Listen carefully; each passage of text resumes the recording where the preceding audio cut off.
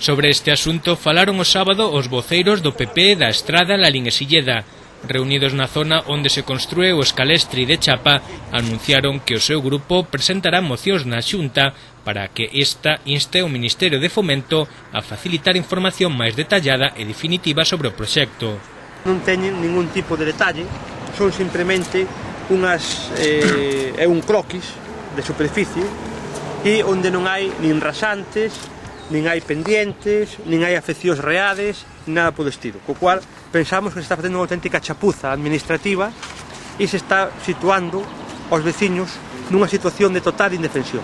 Os populares defenden a mellora da Nacional 525, pero pregúntanse por que non se buscan alternativas con menos impacto.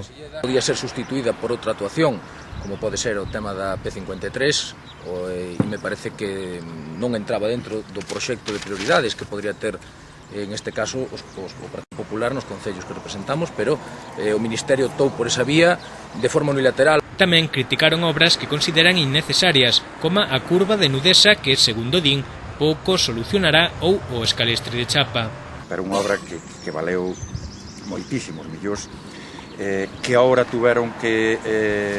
tuveron que facer 2 ou 3 modificacións presupuestarias e de proxecto. A última era que tiñan que expropiar 50.000 metros cuadrados máis para resolver problemas.